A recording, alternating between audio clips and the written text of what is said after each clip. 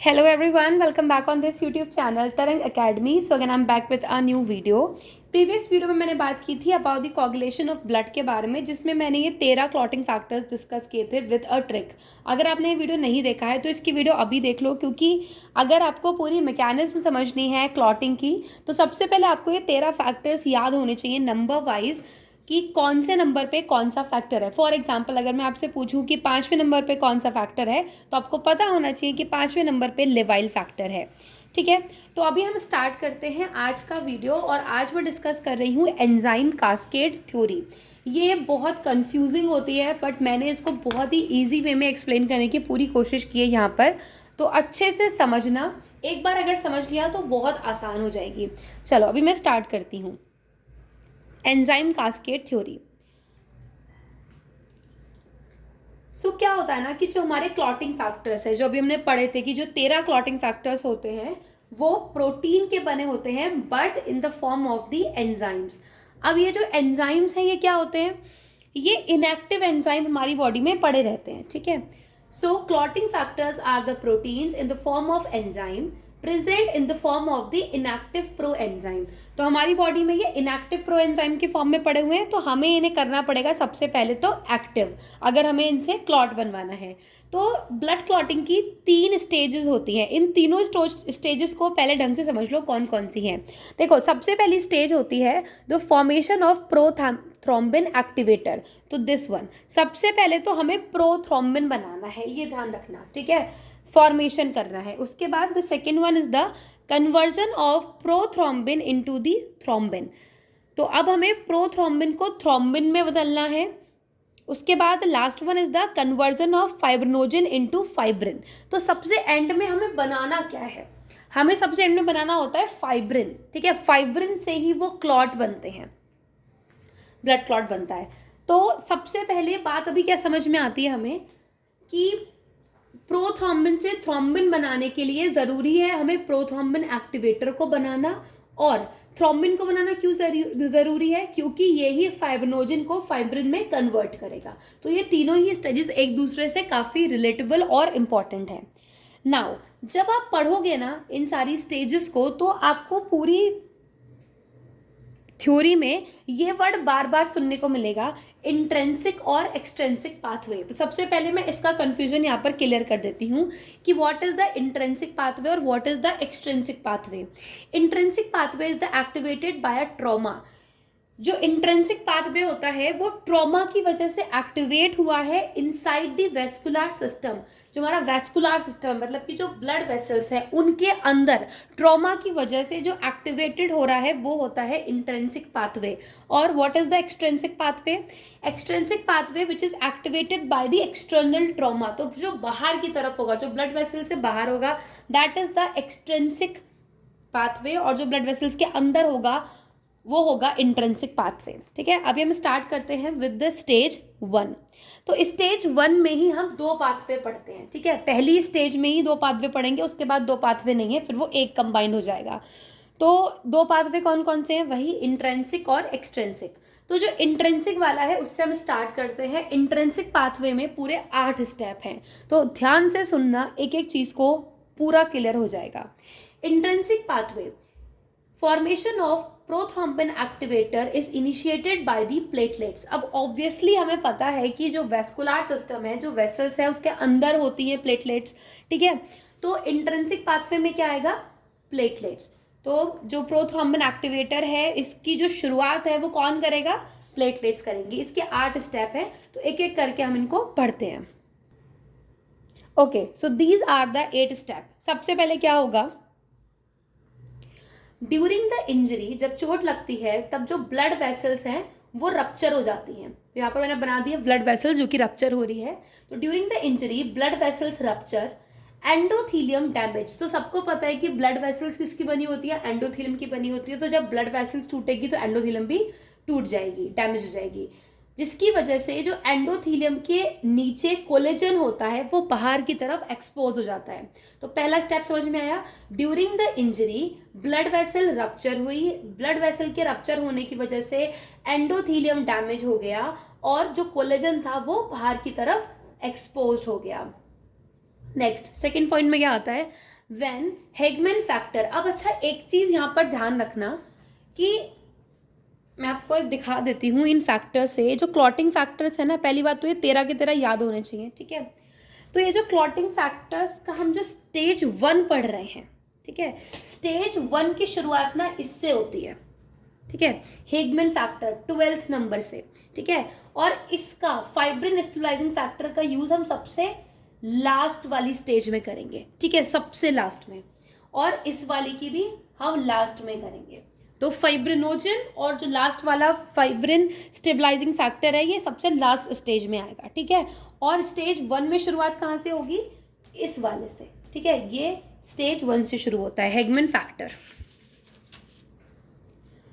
So, when Hegman factor come in the contact with the collagen in the presence of the kallikrein and kynogen, it get activated। तो हम सबको पता है, अभी हमने पढ़ा था कि ये जो जितने भी क्लॉटिंग फैक्टर्स हैं इनएक्टिव फॉर्म में रहते हैं, तो सबसे पहले सारे के सारे क्लॉटिंग फैक्टर्स को एक्टिव करना पड़ेगा।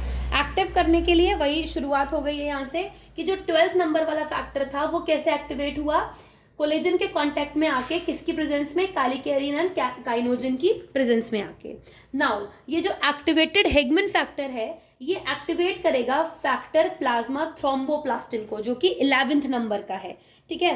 तो मैं एक काम करती हूँ, आप लोगों को सिर्फ फैक्टर की फॉर्म में भी समझाती चलती हूँ। सबसे पहले जो आपका ये 12th नंबर वाला जो फैक्टर था वो किसके कांटेक्ट में आया, कोलेजन के कांटेक्ट में आया और वो हो गया एक्टिवेट, ठीक है। उसके बाद ये जो हमारा एक्टिवेट 12th वाला था इसने किसको एक्टिवेट किया, फैक्टर 11 को, ठीक है। तो यहाँ पर प्लाज्मा थ्रोम्बोप्लास्टिन एक्टिवेट हो गया। नाउ अब ये जो एक्टिवेटेड फैक्टर 11th है, जो यहाँ पर ये एक्टिव हुआ 11th फैक्टर, ये अब कैल्शियम की प्रेजेंस में, मतलब कि 4th नंबर वाले क्लॉटिंग फैक्टर्स की प्रेजेंस में एक्टिव करेगा 9th नंबर वाले फैक्टर को, जिसका नाम है क्रिसमस फैक्टर। तो अब ये जो 11th वाला है ये किसको एक्टिवेट करेगा, ये एक्टिवेट करेगा 9th नंबर वाले को, ठीक है। ध्यान से सुनते रहना तभी याद हो पाएगा। फिर क्या होता है, यहाँ तक सबको समझ में आ गया। 9th मतलब जो क्रिसमस फैक्टर है वो एक्टिवेट हो गया। Activated factor 9th in the presence of the 8th and 4th factor activates factor 10th।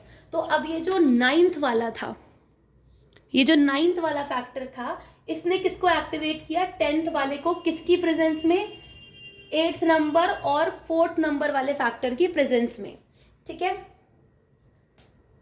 तो 8th नंबर पे कौन सा था, 8th नंबर पे था आपका एंटी हीमोफिलिक फैक्टर और 4th नंबर पे था आपका कैल्शियम, ठीक है। तो इस तरीके से प्रोसेस चल के आया अभी तक कि 12th को एक्टिवेट किया कोलेजन ने, 12th ने 11th को किया, 11th ने 9th को किया और 9th ने 10th को किया, ठीक। चलो अभी हम आगे बढ़ते हैं।